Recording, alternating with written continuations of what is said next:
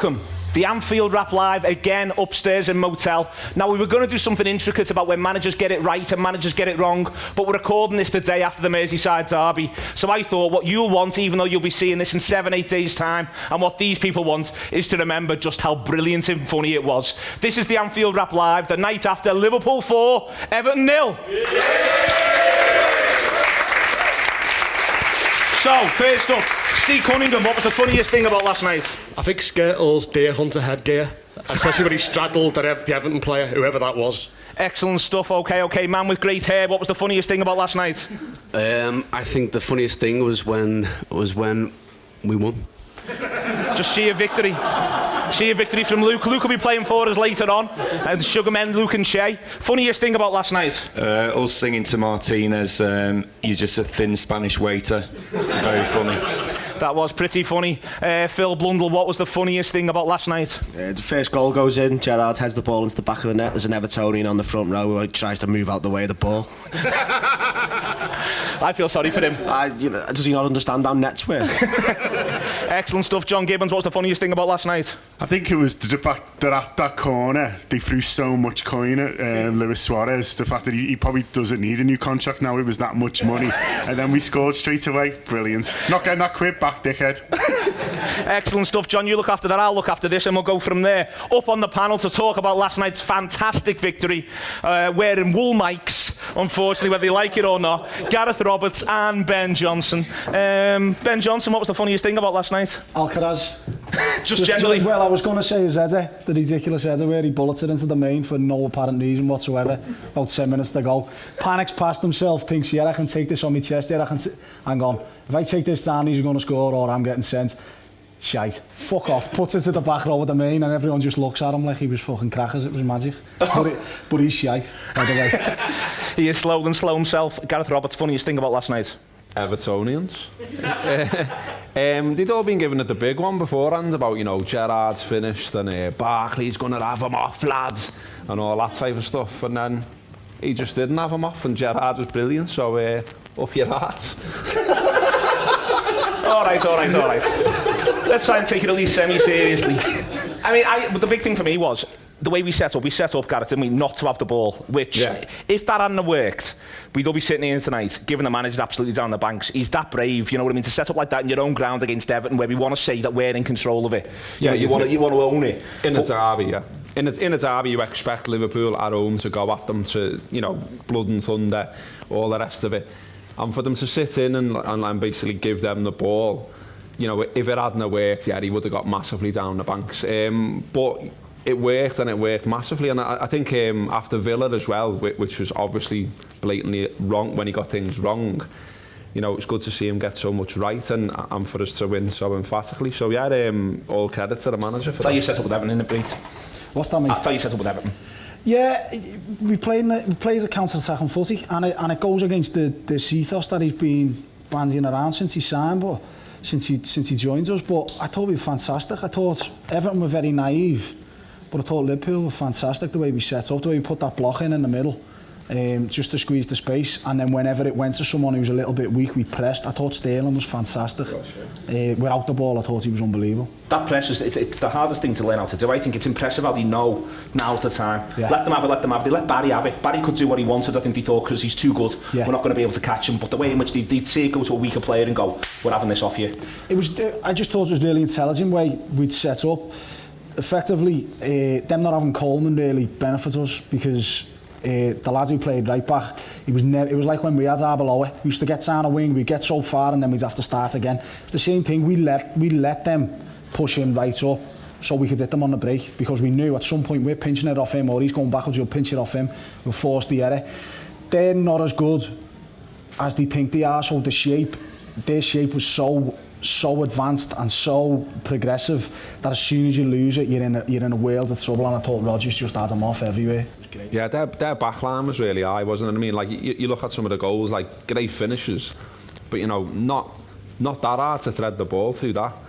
And I thought it was fantastic to get Martinez showing up a bit, really, because you know he's a nice fella and all that, and he's got boss shoes, but you know, he got found out a bit last night, I thought, and that's great because it's brought the Evertonians down to earth a bit, and I think it's burst the bubble in a big way for Everton, that, because, like I said like before, you know, the Evertonians have been given it the big one about, you know, we're better than yous, and you're not. You blatantly aren't, and we proved that we're a class above them, I thought. I think it's the flexibility. It's the flexibility shows, Robert. That's what I like. You know, you don't know. You know, when we first arrived, we expected possession footy, and now we're brilliant on the counter. We can still do the possession stuff when certain sides turn up, but it's being able to go, you know what, you're going to come into our ground, but we're going to treat it like we're the away side, you're the home side, and we can do this. And, you know, he's got so many different ways to play. Yeah. He just needs to, you know, when he picks the right one, it's spot on.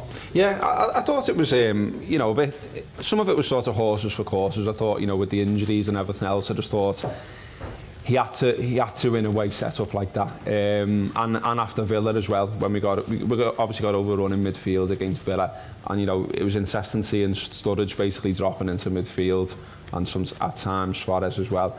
But I think, like Ben said, you know, what was really good for me, I thought, was just the work rate, especially of Sterling. I just thought, you know, yeah, you've got Evertonians today talking about having 60% possession, but how much of that possession was in an area where they could hurt us? The manager told you before the season started that Sterling was dead strong. Yeah. How strong Sterling? Yeah. He's stronger than anyone probably ever born. Pound for pound, you have him an arm wrestle, you're getting that off, mate.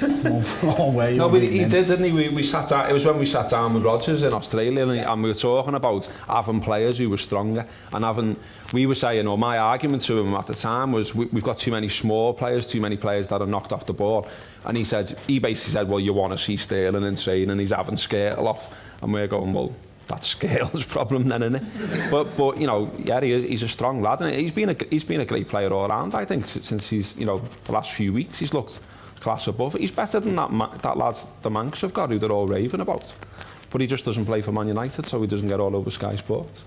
I think it's what struck me was dead interesting, Ben, was because this is where I get annoyed with the ground, and I get annoyed with the ground. I used this example to you before. Sissoko, first half, there's something that isn't a 50-50. It's Sissoko's ball, and he goes for it, and he doesn't slide in. He could slide in. Their lad slides in, and he tries to dink it over him because he's trying to dink it over him because we want to counter, we want to win the ball on our feet, and he doesn't slide in, and he dinks it out for touch because he fundamentally can't kick it. But he dinks it over him. He tries to dink it over him, and everyone goes, you shouldn't have done that. If he'd have slid in and kicked it out for touch, everyone would have gone, yeah, that's Derby fever, you're doing all the right stuff. But all game, Liverpool tried to stay on the feet, win it on your feet. Yeah, it was almost, we touched on it before, but it was almost planned. You could see they'd been told, don't go diving into tackles because you're out the game. Our whole game plan was hitting him on the break, pinching the ball and hitting it, and all of them were doing it. They were all trying to position the body. Sterling was doing it, Suarez was doing it, Coutinho done it quite a lot as well, positioning his body to get the ball to play, rather than going into a tackle, losing control of your feet, possibly giving away a free kick, letting the game die, and then not having that ability to counter. It was really clever, and again, Rodgers, you've got to take your hat off to him. You know, when he has a blip and he gets it wrong, he gets it very wrong, but he's getting it right a lot more than he is getting it wrong, I think. That plan not to fly in, though, no one told Flanagan, did he? Just said probably did, and he just thought, well, not for me this, I'm just going to rattle a few here. Yeah, I'm going to let them know what I'm about. So let's talk about the finishers then. Let's talk about the corner first and foremost. Gibbo mentioned it before, them lashing the money at Suarez, lashing it, going berserk, screaming at him, running to the front of the stands, giving it everything that they've got, and then he whips that ball in, which is the best corner we've talked about 20 years, if we're all honest about it. It's a great header, and you know, Gerrard was winning that header no matter what happened. Yeah, the ball in was almost like one of Suarez's free kicks, in that he just looked at it and thought, right, I'm putting that right in that top bin there, and Gerrard just ran perfectly, boom. It was such a good corner, you just didn't expect us to score it, and it was just made all the better by all the blue noses. Someone said £1, no way, they were pound coins. They were 20p's at best in people's club and that. And then it's, you know what I mean, the second, the two Sturridge finishes. The first one, you never thought he was going to miss, and that's what he's got to now. You never thought he was going to miss. But that is second. It's just sublime stuff. It's in the air for about 3 years. And then he knows exactly where everyone is, where Howard is, and it's just beautiful. It was great. It was like a big pause, wasn't it? It was like the whole ground just stood there going, is that going in? And then even when it went in as well, there was another delay where everyone's like looking at the lines and that going, is it offside or something? And then it's like, everyone went absolutely nuts. Like, but it was bossy, like he had to look around, like let on to his family and everything before he put it in, didn't he? It's like, you know what I mean? It's like, I'm not offside, the keeper's coming out there. All right, man, I'll put this in now. And Suarez is, it's the slowest one-on-one I've ever seen. It's mad, Ben, isn't it? How don't they get the ball off him? He's one-on-one for about 3/4 of an hour, and no one, somehow he's still got the ball, no one can get near him. What's he doing? I don't know. It's unbelievable. It's about this before. We were saying it's like something out of paperboy or something. Someone's throwing, he's taking like things out of his pocket and throwing it in front of Jagielka, and he's falling over like bundles of papers and crashing into like oil slicks and banana skins, and then trying to catch him up, and then Suarez is like giving him a little elbow in the kite. I don't know what he's doing. I don't know if he's doing something with his body to block, because he's so strong to block Jagielka as he's running, just putting him off his stride and then getting away and then letting him catch him. Because Jagielka's not slow. No, he's not. He was knackered though. At that point, he was knackered and he looked a bit... You were giving him encouragement, weren't you? I was, yeah. I felt sorry for him.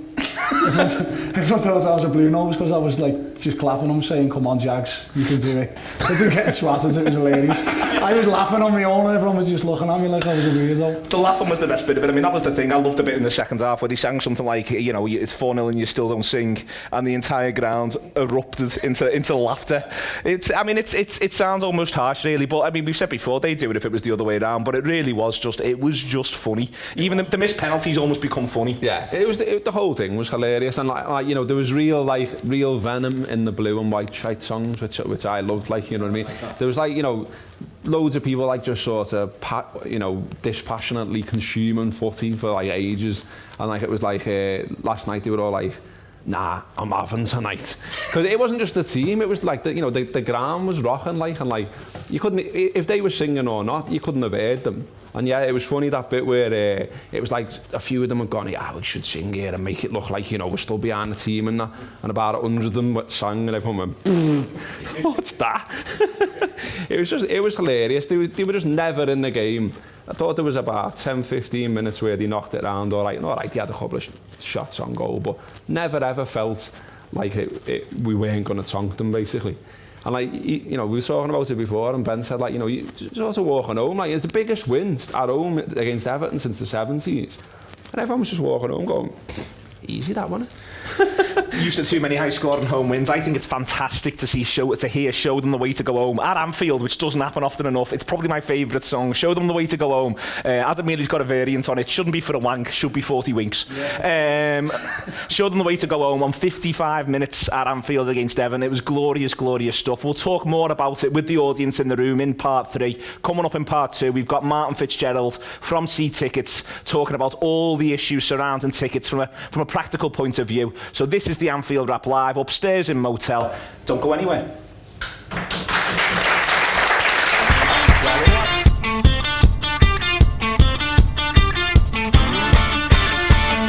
Welcome back to the Anfield Wrap upstairs in Motel. Coming up at the end of this, part 4 from the Sugarmen, or Sugarmen as I've been corrected already, but it's a Liverpool thing, you've got to say from Sugarmen we've got Luke and Che. We're looking forward to that hugely. Before then we're going to be giving away some tickets. In part 3 it's going to be a Q&A, but now we've got Martin Fitzgerald. Before we find out what Martin does at See Tickets and why you should listen to him about ticketing, I'm going to ask him what was the funniest thing about last night. I've gone to the home of comedy here. I've got some absolute belters from the Everton Twitter account to read out to you. And I think it's a really good example of how, you know, football clubs, but also kind of corporate brands anyway, never talk to customers in the same language that they want to be spoken to. You're losing 4-0. You've had "Show Them the Way to Go Home" sang to you on 55 minutes. You are fucking pissed off. And this is what the Everton Twitter account gives So this is the official Everton account? The official Everton Twitter account on 77 minutes. Right. "Nice move from Morales and McCarthy, but Naismith just can't turn that low cross in. Wait for it. #COYB. I mean, it's 77 minutes. You're 4-0 down.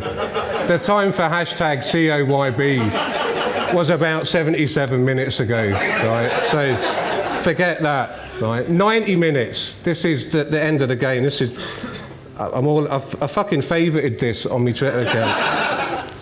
The travelling toffees are still in fine voice, though. Now, I've got two issues with this. I love the phrase travelling toffees. There's a lovely alliteration to it. I'm thinking about Sweets going on holiday, Sweets sitting on a beach, getting a suntan. But the thing I really like about it is travelling. You walked across a fucking park. You've not... And just to compare that to what an Everton fan said on Twitter, this is before the kickoff. This is at 0-0. This is as optimistic as this lad got. And this, you should all follow this guy. This guy is at some Everton fan. Before kickoff, he says, "My bird can fuck off if Everton lose tonight. Not speaking to her for at least a week. I might even fuck her off." Save her the grief, Roberto. So, there's a bit of a disconnect between the way Everton talk to their fans and I think how their fans talk to them. And that amused me. And that's sort of what we're talking about. I mean, let's talk about you at Sea Tickets for a second. That's Sea Tickets. You are, what's your proper title? Just to embarrass you for a sec. I'm what they call a chief commercial officer. A chief commercial officer. Yeah. So you're a man who knows a lot about ticketing. I've been doing it about 20 years, yeah. Okay, so first thing I want to talk about is what you call the secondary market. Can you explain the secondary market for everyone? Yeah, so the kind of primary market for tickets is when the club sells tickets at the price that the club set. That's the primary market. The secondary market is when someone buys a ticket from the primary market and then they sell it on another market, the secondary market, for a different price. So you've got two sets of groups that are selling tickets. The club, which is the primary market, and then the fans who have access to those tickets, who sell those tickets on, that's the secondary market. And what's happening is the creeping involvement of the secondary market within football. Things like StubHub. Yeah, and it isn't just in football. You'll have seen this if you've tried to get tickets for gigs or festivals. One of the consequences of the advent of the internet is it's just much easier to be a tout now. You don't have to, if you want to tout tickets for Chelsea, Liverpool, you don't have to get a train down to London with your ticket and hope you can flog that ticket outside and cover your train fare. You can just do all of that online. So you have a growth of what I kind of guess they're called marketplaces, Beergogo, StubHub, Seatwave, eBay, where fans are selling tickets that they've bought from the club and they're selling them to other fans. And the epiphany I had about this was at Arsenal-Liverpool last year, where they were charging £62, and there was a huge protest at that game. And I was standing there, I go to every away game, and there was a whole bunch of lads around me that were from Ireland, Norway, London, and I started talking to them about the protest, and they were like, "I'd fucking love to pay 62 quid. I've paid 100 quid, I've paid 110 quid, I've paid 120 quid." And all of these fans had bought tickets off a secondary market, but they've bought them off fans who have bought them, from the club. So, and if you look at Spurs this year, that game was only open to people that went to 10 away games last year. Next to me at Spurs, there's 5 lads, and one of them has got a picture of Thierry Henry as his cover on his iPhone. He goes onto Twitter, and every account he reads is a United account. He's not a Liverpool fan. He's not been to 10 away games last year. Yeah. He's just consuming football, but he's bought that off a fan for a high price. And what's happening, there's two sides to this then. There's what the supporters are doing themselves, and there's when the clubs get involved. So we'll deal with the supporters first. If supporters then are engaging in this, then what's that likely to lead to? It will ultimately lead to higher prices, and a sort of fundamental point I would make to any supporter who sells their ticket on for a higher price. One is just bad karma, but two, if you sell any commodity for a higher price than you paid for it, then you yourself can't complain when you then go back to buy that commodity in the future and its price has risen. You're part of that problem, and that's what's happening all the time at the moment. And then there's, for instance, using Spurs as an example. I mean, there's a debate in Parliament, you sent it to me when we talked about doing this, and it was really interesting to read the debate, not least because of the usefulness of some of the Conservative Party's comments, which were frankly completely completely useless. But it was Philip Davis, wasn't it, I think? Yeah, Philip Davis. So you know, Spurs are in a very similar position to Liverpool in that they have a ground that's too small for them. So that in itself creates demand. And just before I came here tonight, I was looking at Spurs' official resale partner. This is on their website. Tickets for Spurs Man City tonight that were going on average for about 300 quid. And that's their official partner? That's their official partner. Spurs have engaged with StubHub to sell tickets to other fans. And what's happening here is because ticket prices are generally high, there are some fans that are funding their own home season ticket by selling the away tickets at such a profit that they're subsidising their own season tickets. So what do Spurs get for that from StubHub? Well, that's the question. That is the question. That's the question that no one asks. Is this just a fan-to-fan exchange outside of the club, or are Spurs commercially involved in StubHub and actually incentivising StubHub to sell these tickets? Because if Spurs make revenue for every ticket that's sold through StubHub, then there's an incentive for them to engage with those resale partners. And that, I think, is a dangerous road that you go down, because if Spurs have a future game and say they've got 1,000 tickets left to sell and the face value for those tickets are £45, Spurs know they can either sell those tickets for £45 or, well, could I give these to StubHub? Could the market decide the value for these tickets and almost disguise it as a fan-to-fan sale? And then could I make more than £45? And I think that's the danger here. So far, Liverpool haven't done this. Everton have hooked up, I think, with StubHub. Liverpool haven't done yet. Everton have a deal with StubHub. Liverpool are one of the few clubs in the Premiership that doesn't have a deal with a secondary partner. When you watch games on TV and you see Viagogo, StubHub, Seatwave, the amount of money these people pay for sponsorship of these clubs, it's like the classic All the President's Men quote: follow the money. How are you going to get that money back? Were you going to sell a load of tickets for really high prices? That's how you're going to get that money back. Liverpool are not stupid, and I'm sure Viagogo, Seatwave, StubHub and everyone else have gone to Liverpool and tried to do a deal, because you know what, they'd make a fortune, more than any other club. I can't think of another club which is so oversubscribed. Liverpool, to their absolute credit here, and I know they get knocked a lot for their strategy on a lot of things, they have resisted this, and they as yet have not done a deal with a secondary partner, which if they did, they could make more money. And I would argue the reason why they haven't done that is because of people like Gareth, people like Spirit Shankly, people like the Anfield. They just don't want the needle, because that's what they're thinking. And when you know, sort of people look at ticket prices and they see that they're still high and they think they've had no effect, that's actually the effect that you're having. Which, for instance, is the Arsenal reduction.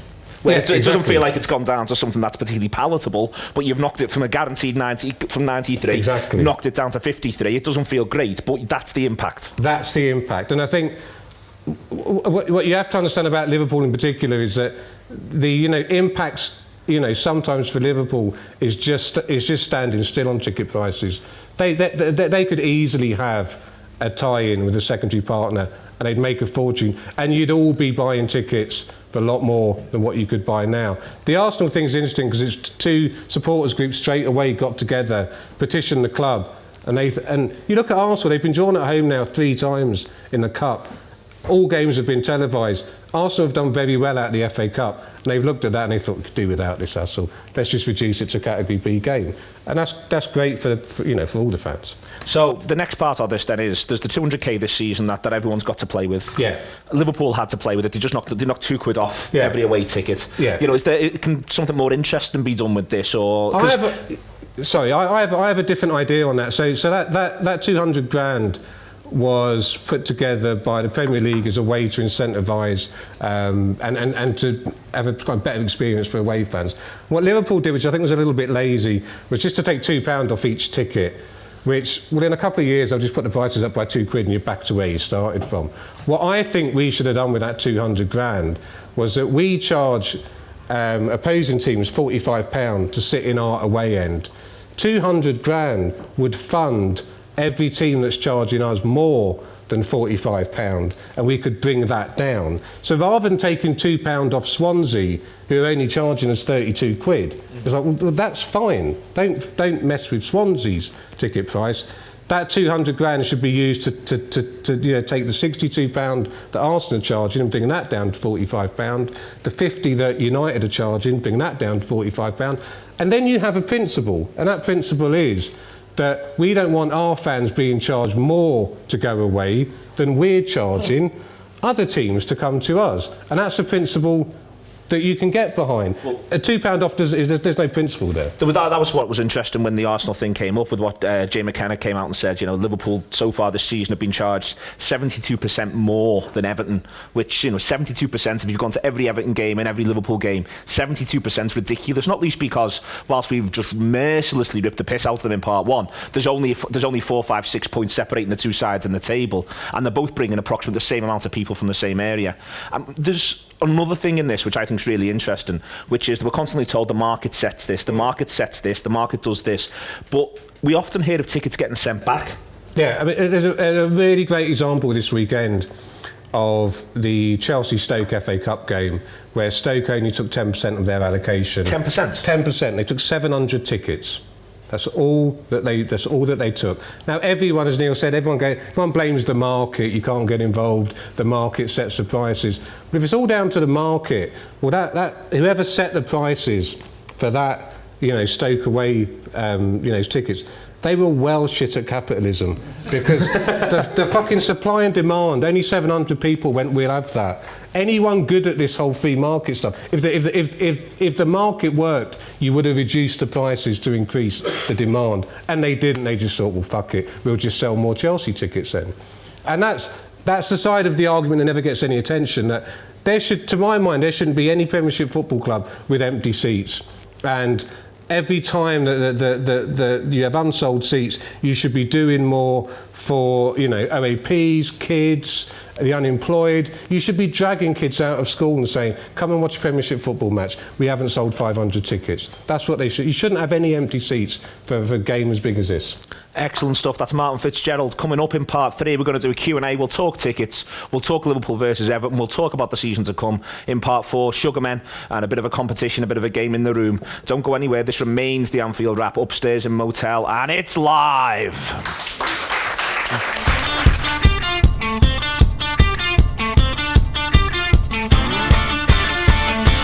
Okay, it's part 3 of the Anfield Wrap. It's the Q&A part. I can see him over there looking gorgeous, holding his phallic microphone in comparison to our wool devices. It's John Gibbons. John, have you enjoyed it so far? I think it's been terrific. I thought Martin's bit was really interesting, and not to say the first bit wasn't very interesting as well.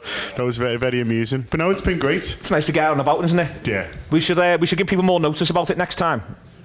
What, the Q&A bit? Oh, the whole audience thing. Oh, well, yeah, there's plenty of people here. They're all having a good time. There's laughter and stuff like that. I reckon they'll come again. Do you think they'll come again? Yeah, if they got in for none. I think they're well better looking than the Everton away crowd. Not as angry. Not as angry or as rabid.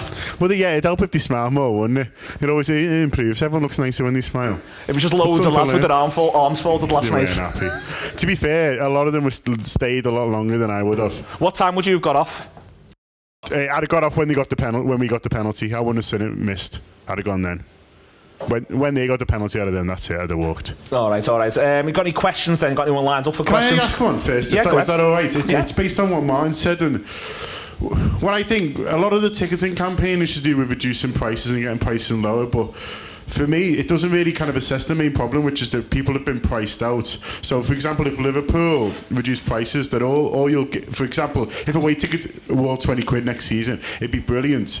But the away tickets are a closed shop. So really what you're getting is that all the people who go now are just going for cheaper, which would be great because that's a lot of us. And I would like to pay cheaper, but I can sort of afford it or I wouldn't be doing it. And then, as you say, all the people who are selling them tickets on are making more money. So really, what I say is, is, and it's kind of similar for home games as well. And what I'd like to see more is that if you, I can open it up whether anyone here's got any ideas, is ways of actually not just making it cheaper for the people who are already going, but bringing in people who just can't afford to go, and because of that have been completely ostracised and haven't got 10 away credits. I mean, one of the things, there's this really nice phrase within the sort of ticketing industry at the moment, which is a ticket for every wallet.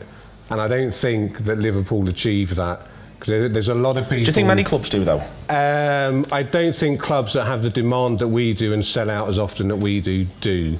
But I think there are other clubs that, having worked with a lot of these clubs, they do a lot of kids for £1 and stuff like that, which is fantastic. We don't do anything like that. I think the sort of problem that I have with the kind of ticketing strategy at Liverpool is there are some seats within the ground which are so bad that they really shouldn't be more than £20. But there are others. Sorry that to are interrupt good. you. There's the seats in the Anfield Road end that face the main stand. They don't even face the pitch. I don't know if anyone sat in them. They're right to the corner of the Centenary stand. They don't even face the pitch. That can't be more than a fiver. No, exactly. And we did last year this Bon Jovi tour, which I always talk about, where this was like a stadium tour, and tickets went from £12.50 to £295. That's a ticket for every wallet. So if you wanted to, you could go see Bon Jovi in a big, dumbass rock show stadium tour for £12.50. You know what? They were the first that sold out.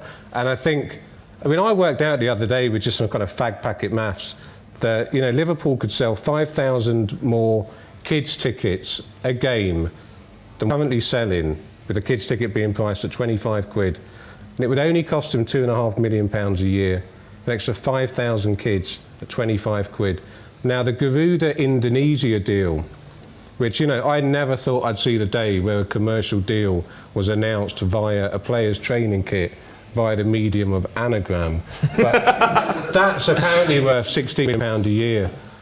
For just £2.5 million and get 5,000 extra kids in. Or you could reduce... I have a season ticket in the Upper Centenary, and it costs a lot of money. I don't mind that, but I want the kid to sit in the corner of the main stand who's forever, trying to get a decent view, to pay less because I'm paying more. Do you think there's an argument that if Garuda are coming in rather than announcing themselves with an anagram, one thing they could come in on is saying, for instance, next year there will be X number of tickets priced at this price, which will be available for children, and that's part of our 16 million deal, is that we've actually put aside, we've said 2 million of that must be ring fenced, and that's a way in which if you're Garuda you're getting more positive publicity, surely. Of course, that would make total sense for that particular brand, but I think the club would probably argue against that and say that we don't want you to do that, in the same way that they've only taken a £200,000 from the Premier League and just taken £2 off. To me, it would make total sense if I was Dunkin' Donuts and I gave a great big sponsorship fee to the club, I would want part of that fee to reduce ticket prices for kids. And I reckon if I did that, more people would buy me donuts. That's what I think would happen. But I also think people always think about it's a kind of binary decision of, well, if I sell 5,000 tickets to kids at £25, I've lost money. But would you lose money? Because so much of the club shop and everything around the ground is geared towards kids. And, Gareth had this great phrase on the podcast last week where he walks around the club shop looking confused, right? Because most of the club shop is geared towards kids. And, none of us have got colours on now. And I'm sure we don't wear kits now. But I bet we all did. I bet you had a kit when you was under 15. So there might be an argument, if you got more kids into the ground, they might spend more money in the club shop, they might go into the family park, you might see an increase in the sale of junior memberships because suddenly there's 5,000 more tickets available for kids. But also them kids are then hooked on actually going the game rather than consuming something on the television or reading about it in the paper, or the dad mistily-eyed saying, I used to go to match some, but Sarge, I can't afford to take you. Yeah, which is the sensible long-term view that they should take. I think the average age of a football fan in the Premiership is like 42, which is just not sustainable. And you mentioned about, Rob Gutman's kid is the only kid in his class that goes to the match. And I would have thought to secure your own future fan base, to make the whole Mighty Red thing and all of that merchandise, which is clearly not for 42-year-olds, profitable. Get some more kids in.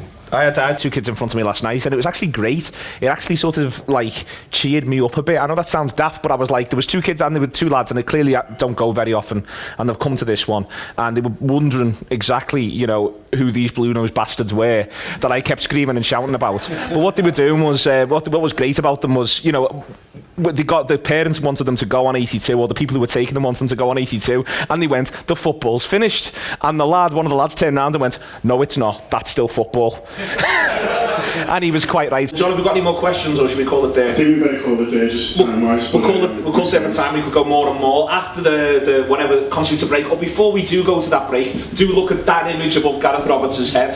There will be some sort of prize or award if you're the fit. We'll get them all on Twitter to name who that is, and we'll give something away on that one. I want a big round of applause here today for Ben, for Gareth and Martin for spending the time with us. Yeah.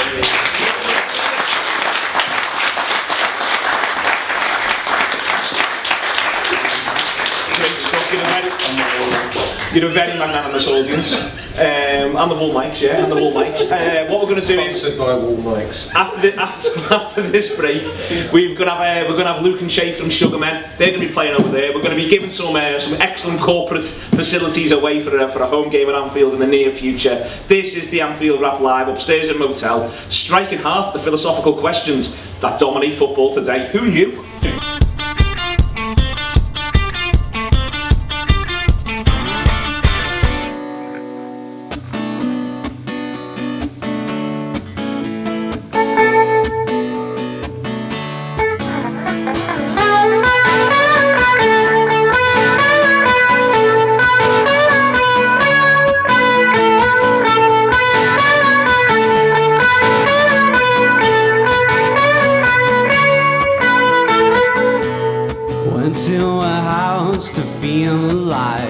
She's in the back room raking lines.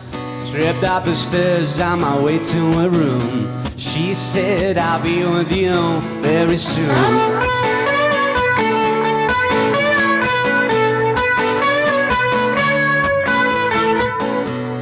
After the fire, I lit up for a smoke.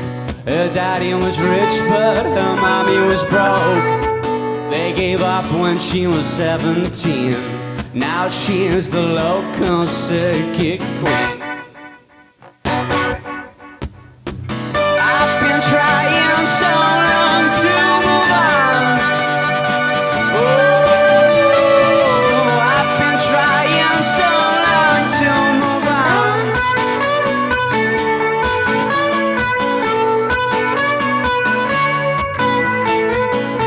And now I'm running around trying to find the next one. Wanna find a girl with a nice complexion.